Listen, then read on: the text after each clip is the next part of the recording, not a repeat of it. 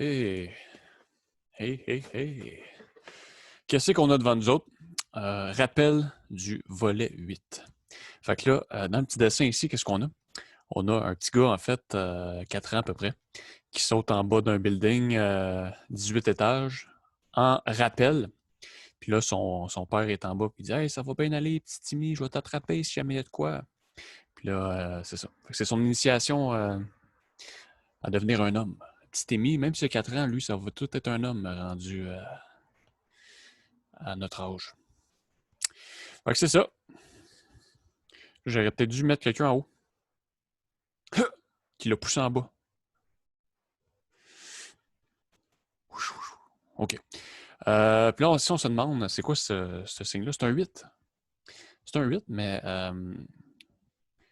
les petits trous que j'ai faits, c'est que je voulais faire un effet vraiment spécial. Parce que si je fais juste ça ici, ça c'est quoi? Ça, c'est un CD. OK?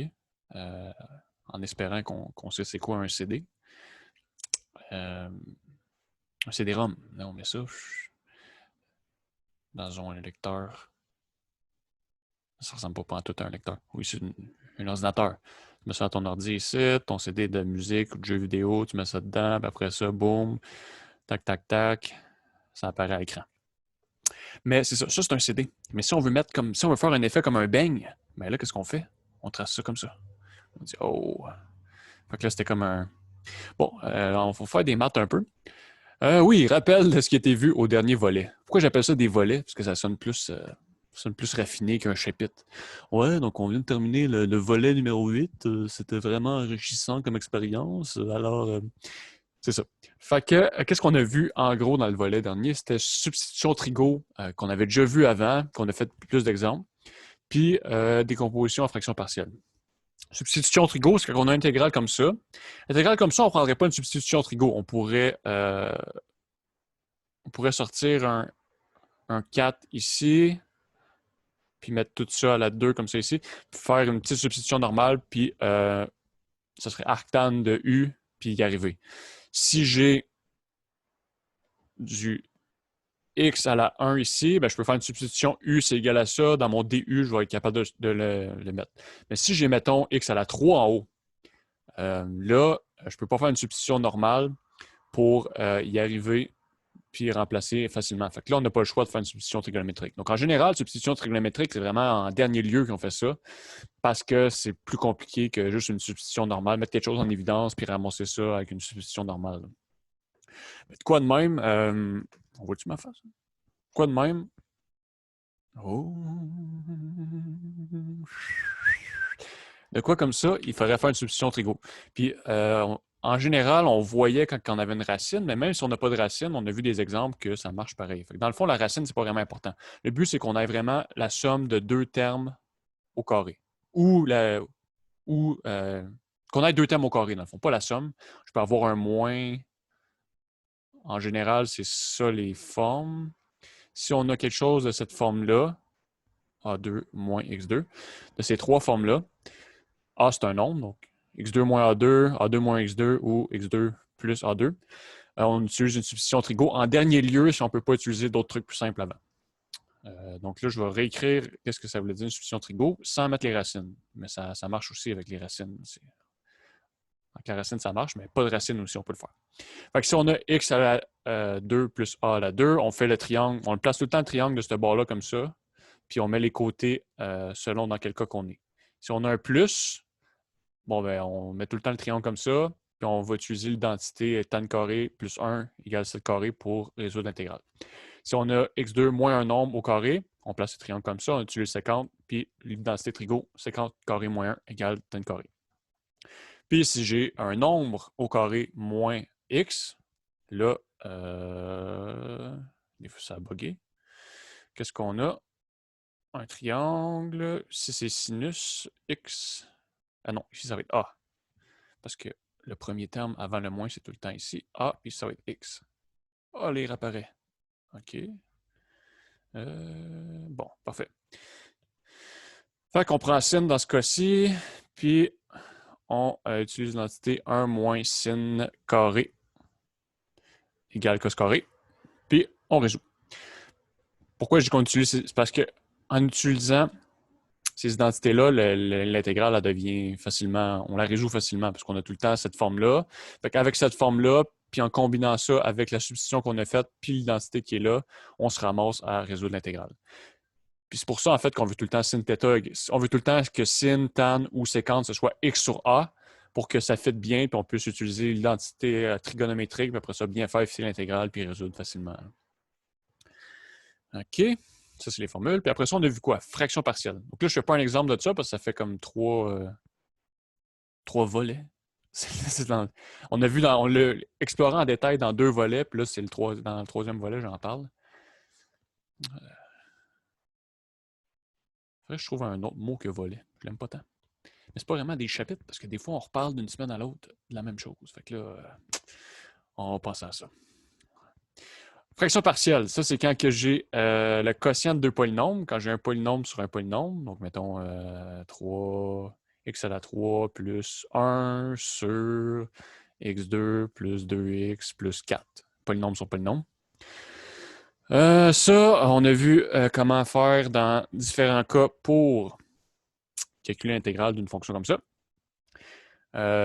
Si le degré du polynôme en haut du numérateur est plus petit que le degré d'en bas, on décompose directement en fraction partielle. Sinon, s'il est plus grand ou égal à celui d'en bas, il faut faire une division. Là, j'ai fait ce signe-là ici, mais il faut faire une division, mettons, diviser le polynôme premièrement. Puis après ça, on obtient une réponse. Puis après ça, on peut faire avec le reste la fraction partielle décomposition. OK? Fait que, exemple, si j'avais l'intégrale ici dx, si j'ai l'intégrale ici, puis là, je ne vais pas la faire, mais je veux juste voir comment on ferait pour décomposer ça en fraction partielle. Donc, premièrement, le degré en bas, le degré en haut, c'est 2, puis le degré ici, déjà, c'est pas mal plus que 2. Là. Donc, un à la 2 à la 3. Fait qu'on va avoir quoi, du degré 6. Ouais, du degré 6 déjà, plus fois du degré 2, fait que ça va être un degré incroyable en bas. Puis en haut, c'est juste du degré 2. Fait qu'on est correct, on décompose directement.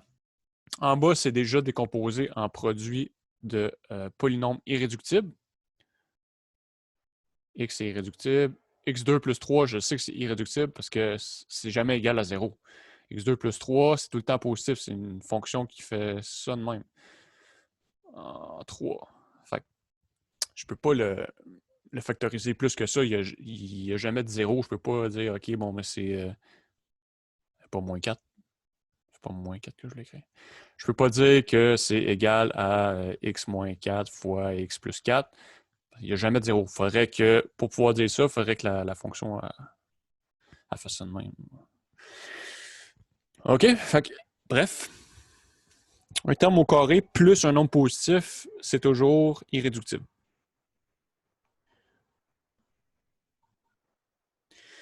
Fait que comment qu'on ferait ça? Bon, ben, premièrement, on a un degré 1 irréductible qui est là à une puissance 1, fait qu'on met a sur x. On a un degré 1 irréductible qui est là à la puissance 2, fait qu'on met 2 termes pour ce polynôme-là. X moins 1 au carré.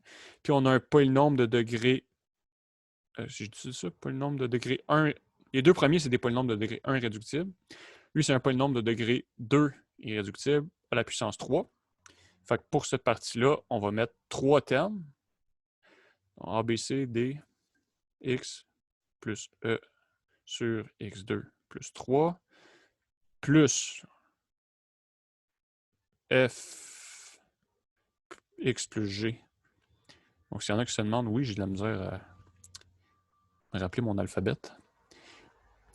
F, G, H, I. Toutes les lettres de l'alphabet ici, c'est des nombres qu'il faut trouver. Là. Fait que ça serait la décomposition en fraction partielle pour quelque chose comme ça ici. Puis après ça, il faudrait tout mettre sur un dénominateur commun qui est ici.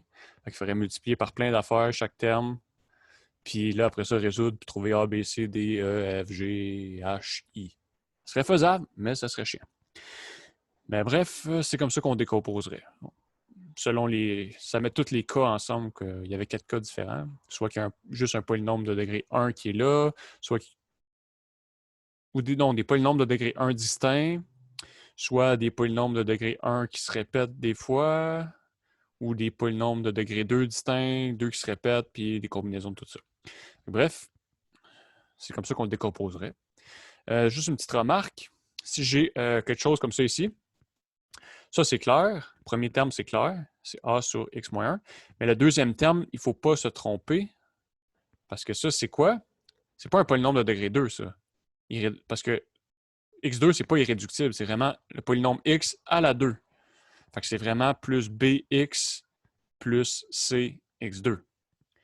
Si je le vois comme un polynôme de degré 2 irréductible, le premier, ce serait la même chose, ça serait plus bx plus c sur x2.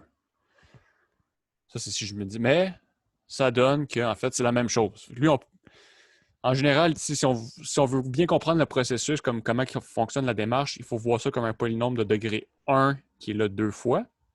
Mais ça donne que si on s'aurait trompé et on a dit c'est un polynôme de degré 2, ça, irréductible, ben, on aurait obtenu cette réponse-là ici, mais c'est la même chose que ce qu'on aurait obtenu en haut. Parce que si on met sur un dénominateur commun ici, ça ici, ça devient quoi? Ça devient bx plus c sur x à la 2. Fait que finalement, ça donne la même chose. Mais si j'avais x moins 1 à la 2, blablabla, je dis que c'est a sur x moins 1 plus b sur x moins 1 au carré. Ben là, si je le vois comme un polynôme de degré 2, ça ici, on ne peut pas vraiment le voir comme un polynôme de degré 2. Ça... Il faudrait le distribuer, mais finalement... ce que j'essaie de dire, ça... Attends, je vais essayer quelque chose.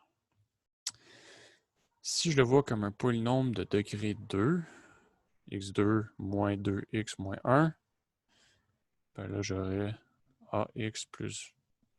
Ça fonctionnerait aussi, mais...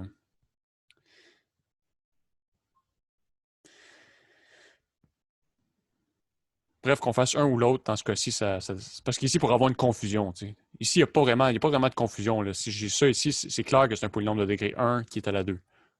Un polynôme de degré 1 irréductible à la 2. Mais si j'ai x à la 2, ben là, je ne sais pas, est-ce que c'est x à la 2, c'est un polynôme de degré 2 ou c'est 1 sur x à la 2, tu sais. Mais bref, les deux façons marcheraient. OK.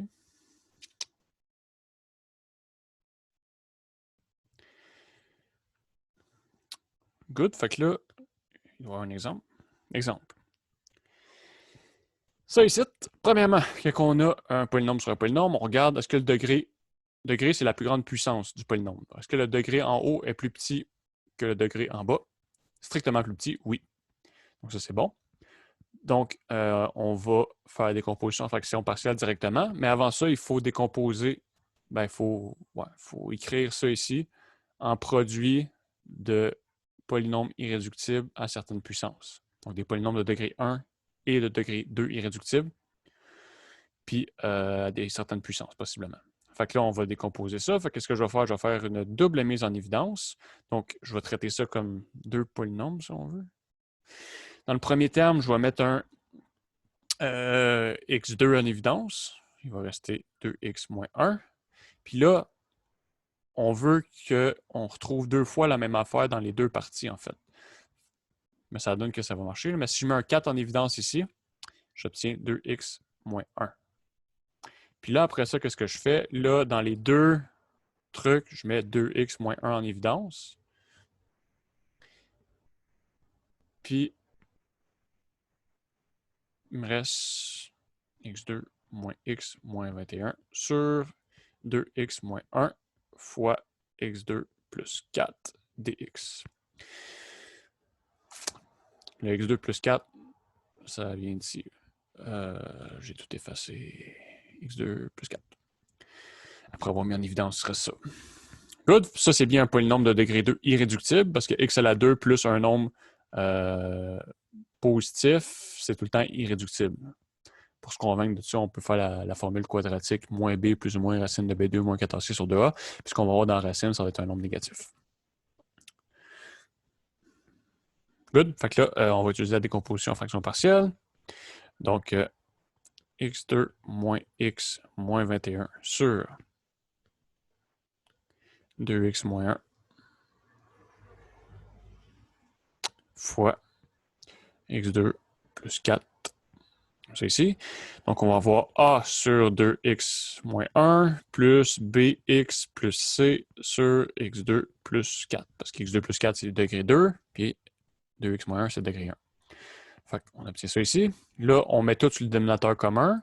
Comment qu'on fait ça? Ben ici, on multiplie par 2x moins 1. Puis ici, on multiplie tout ça. Puis ici, on multiplie par x2 plus 4. Donc là, c'est tout un dénominateur commun. Ça veut dire en particulier que les numérateurs ici puis ici. Vous me direz si c'est agréable en noir versus... là, j'ai changé le background parce que ça me tentait. Vous me direz si c'est bien. On va mettre un peu de piquant dans notre vie. En espérant que ça a marché. Bon. Là, je suis concentré intensément. C'est pour ça que je ne parle pas en écrivant. Laissez-moi 3 secondes. 1, 2, 3. OK, fait que là, j'ai écrit les numérateurs sont égaux en particulier. Fait que là, qu'est-ce qu'on fait? Quand on a juste des degrés 1, ça va bien, mettons, plugger directement une valeur, genre, mettons, x égale à 1, puis là, il y a des nombres qui s'annulent, puis on obtient une valeur de A, x égale à 0, on obtient une valeur de B, x égale à... puis on obtient une valeur de C. Mais là, ici, c'est plus compliqué quand on a du degré 2, parce que là, ici, le B et le C sont comme un peu pognés ensemble, j'essaie d'annuler, puis tout ça, ça va moins bien. Fait on peut toujours faire une autre façon pour résoudre ça ici, c'est de distribuer. Fait que ça, je sais que c'est égal à AX2 plus 4A plus, là, je distribue le B avec le 2X, 2BX2 moins BX plus 2CX moins C. Puis là, après ça, je regroupe tous les termes de degré 2 ensemble, degré 1 ensemble. Fait qu'on obtient A plus 2B fois X2. Wow. Plus 2C moins B fois X. Plus 4A moins C. C. Puis là, je sais que avec... Je sais qu'il faut que les coefficients soient égaux. Enfin, je sais que ça va être égal à 1. Ça va être égal à moins 1. Puis ça va être égal à moins 21. Puis là, il faut que je résoudre, je trouve les valeurs de A, B, C avec ça. Là, vu qu'on a toutes deux, c'est plus dur un peu que ce qu'on avait fait avant, je pense, parce qu'on n'a pas directement, mettons, OK, A égale moins 21 sur 4. On n'a pas ça si on n'avait pas C. Si on n'avait pas C, on pourrait le faire directement, trouver A, puis là, ça irait bien. Mais là, vu qu'ils ont toutes deux inconnus, il va falloir travailler un petit peu plus. Fait que déjà là, on va tout exprimer les variables en termes d'une seule autre variable, puis après ça, on va pouvoir isoler rapidement. Ben, peut-être pas rapidement, mais bien. Trouver la réponse. Fait que, premièrement, je prends le premier truc. A plus 2B, ça c'est égal à 1. Donc, en particulier, ça veut dire que A c'est égal à 1 moins 2B. OK, je garde ça en tête. Deuxième, 2C moins B égale à moins 1. 2C moins B égale à moins 1. On va tout exprimer en termes de C. Donc, si je multiplie par moins 1 chaque barre, j'obtiens moins 2C plus B égale à 1. Puis si je fais plus 2C, ça fait B égale 1 plus 2C. Donc là, B est exprimé en termes de C. Là, je vais exprimer mon A en termes de C en remplaçant B par 1 plus 2C ici. J'obtiens A, c'est égal à 1 moins 2 fois 1 plus 2C. Donc 1 moins 2 moins 4C. Donc moins 1 moins 4C. OK. Puis là, après ça, j'utilise la dernière. 4A moins C égale à moins 21. 4A moins C égale moins 21. Puis là, mon B et mon A sont exprimés en termes de C. J'ai une expression en termes de C ici. Puis j'ai une expression en termes de C. Fait que là, je vais remplacer mon 4A par sa valeur en termes de C. Puis là, j'ai une équation ici il y a juste un inconnu, c'est C. Fait que je vais pouvoir trouver la réponse. Là, il n'y a plus deux inconnus. Fait que là, en distribuant, ça fait moins 4, moins 16C, moins C égale moins 21. On combine les moins C ensemble, puis on fait plus 4 chaque bord. Ça fait moins 17C égale moins 17. En divisant par moins 17, je trouve que C égale à 1. OK? Bon, ben là, je remplace. Ça veut dire que B, c'est égal à 1 plus 2 fois 1. En remplaçant C par 1, ça veut dire que B égale à 3. Puis en remplaçant A, ça va être égal à moins 1, moins 4 fois 1. Donc A égale moins 5. Good? En remplaçant la valeur de C dans les deux ici. Par ça. Good. Fait que là, j'ai mon expression. Donc là, je retourne ça en haut. Moins 5, 3, 1. On essaie de ne pas se mélanger. Moins 5, 3, 1. Fait que là, ici, sans cette partie-là, on remplace A par moins 5, B par 3, puis C par 1.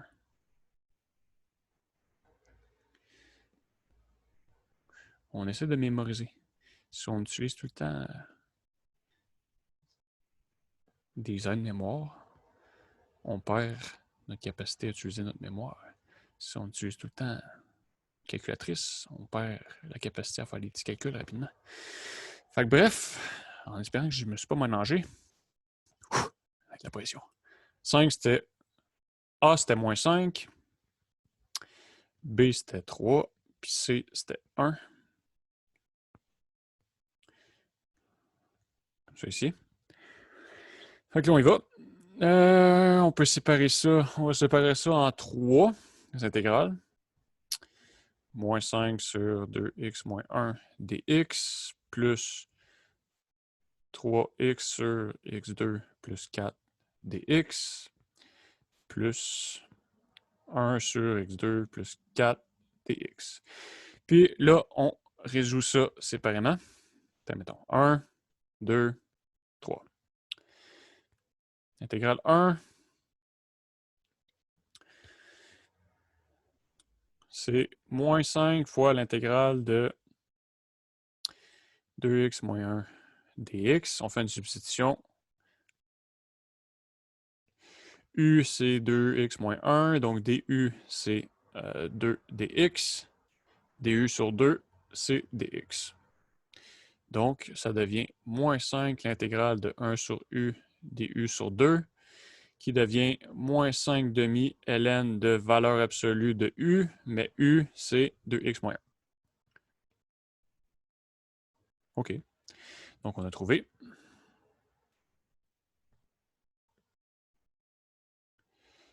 Moins 5 demi ln de valeur absolue de 2x moins 1. L'autre intégrale 2, maintenant. On va faire ici. 2. 3 fois l'intégrale de 1 sur... non, 3x sur x2 plus 4. 3x, bon ben ça, c'est pas besoin de faire une intégration substitution trigo. Juste à faire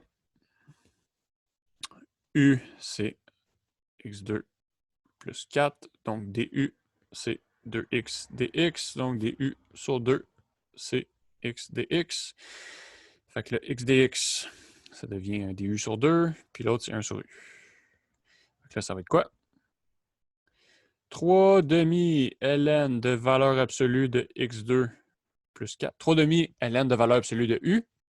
U, ça vaut x2 plus 4. J'enlève les valeurs absolues parce que x2 plus 4, c'est toujours un nombre qui est positif. x2, c'est tout le temps plus grand ou égal à 0. Donc, on obtient ici 3 sur 2 ln de x2 plus 4. Puis finalement, la dernière intégrale 3. 3, là, on pourrait tenter de vouloir faire une intégration, une substitution trigo. On peut, mais on peut faire aussi sans ça. Ça ressemble pas mal à arctane. Fait que je vais ramasser ça sur une forme qui ressemble à arctane. Si je mets un 4 en évidence en bas, j'obtiens x2 sur 4 plus 1, comme ça ici. Mais x à la 2 sur 4, je peux réécrire ça comme étant x sur 2, tout ça au carré. Puis là, si je mets un u, c'est x sur 2. Mon du, ça va être dx sur 2. Donc 2 du égale à dx. Mais là, je vais obtenir quoi? 1 sur 4 qui sort. U au carré plus 1 fois 2 du. Ici, il me reste un 2. Ici, il reste un 1. Fait que finalement, il me reste quoi? Une demi. Ça, c'est l'intégrale de arctane. Arctane de U. U, ça vaut x sur 2. Puis on met un plus C. On va mettre un plus C vu que c'est la dernière intégrale qu'on fait. Fait que plus. On va mettre une autre couleur, teinte, oui, jaune. Plus une demi arctane de x sur 2 plus C. Et voilà. Ça, ce serait ma réponse. On l'encode, que ce soit clair. Boum! On a trouvé l'intégrale de ça ici. Qui représente l'air sous la... Non, ça ne représente pas l'air sous la courbe. Ça représente la fonction... Vu qu'il n'y a pas de borne, ça ne représente pas l'air sous la courbe. Ça représente la fonction, ça ici, que si je la dérive, si je dérive ça, je devrais obtenir ce que j'avais au début. En fait, en le dérivant, on va obtenir probablement ça ici. Puis là, à partir de ça ici, on peut juste ramener avec les étapes inverses à là ici, comme ça.